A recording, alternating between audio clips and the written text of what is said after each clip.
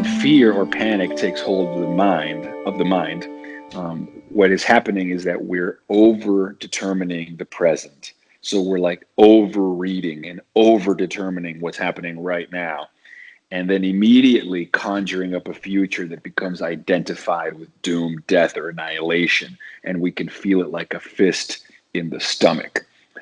This is the essence of what a panic attack is. A panic attack misreads what's happening now and sees it as impending and immediate and imminent danger. Like right now, fight or flight so that I don't die, and then reacts accordingly.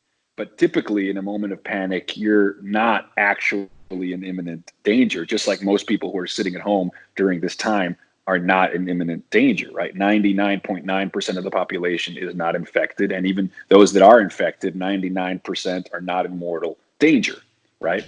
Those are the facts. But the sense of anxiety from the overexposure to the news, from the drastic mitigation measures that are forcing people to be essentially in house arrest, and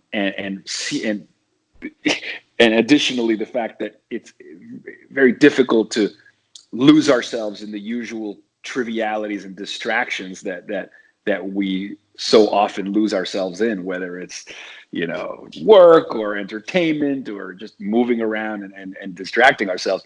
What we are forced instead to contend with is, even those of us that are not existentialists are forced into this existential meditation of like, can we sit alone in our room with our thoughts, with our fears, with that sense of temporal dislocation, with this imposition of uncertainty, and how do we deal with this? And that's an immense challenge, first and foremost, because being in a state of permanent anxiety and all the cortisol and all the biochemistry that follows from being in a permanently anxious state, that actually depletes our immune system. So it actually makes us less resilient against the virus. The reason that we normally are such fans of travel or art and beauty and music and certain kinds of drugs is that these things block all signals forwards and backwards in the brain.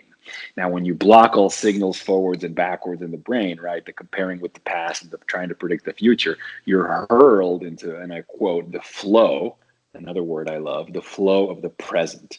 And when you're in the flow of the present, well, anything that shows up in your field is going to be more engaging because you're not going to dismiss it and immediately leapfrog to the conclusion, right? You're actually going to engage with it. So if you're able to tap into a mindful state, open up a book that you haven't read in a while, watch a film you haven't seen in years, or a film you've never seen perhaps, and for sort of steer awareness or focus awareness to it with a kind of presence that is not constantly trying to future forecast.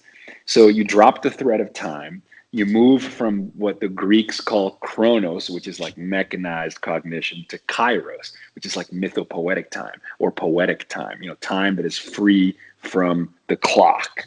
And that is a mindful state. That is a mythopoetic state. And that is the only state that provides relief and a kind of grace from which we can drop our anxiety finally and completely.